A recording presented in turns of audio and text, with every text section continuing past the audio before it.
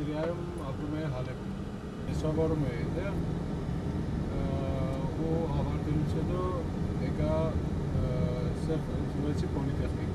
Հայաստանում ես մտածում էի, որ պետք է աշխատեմ ու այդ աշխատանքի մոմենտով ես մտածում եմ, որ որևէ բան կաշխատեմ, բայց որ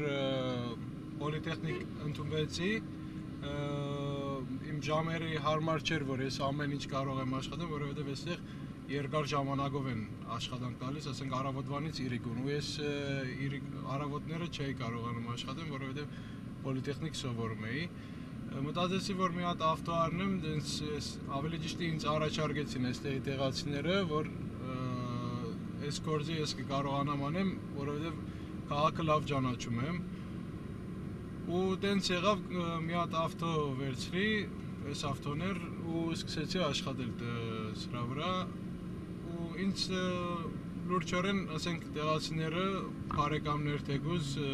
օգնում էին ինձ, ասենք, ելնում են, թե ճանապարհը չեմ իմանում, հարցնում են որտեղից գնամ, որտեղն է ավելի ճիշտը, որ ճանապարհն է ավելի ճիշտը, ինձ օգնում էին։ Դե 9 ամիսը քիչ ժամանակ չի, որ քաղաքը, Երևանի նման քաղաքը լավ սովորեմ։ Որ իմանում են ես Սիրիայից եմ, ասենք, տենց մխիթարանք են տալիս, որ ինչի եմ այստեղ եկել, ես կկարողանայի այս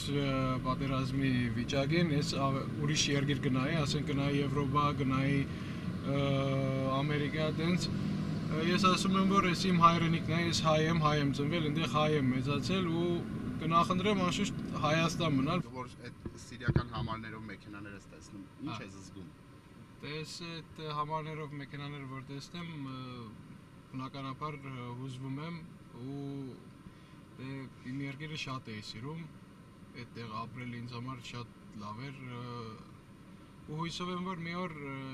ատենը կգա ու լավանա ու հետ կգնամ այնտեղ, անպայման հետ կվերադառնամ այնտեղ, թեկուզ մի քանի տարի հետո, բայց որ խախանդ լա էլի նորմալ լա կվերադառնամ։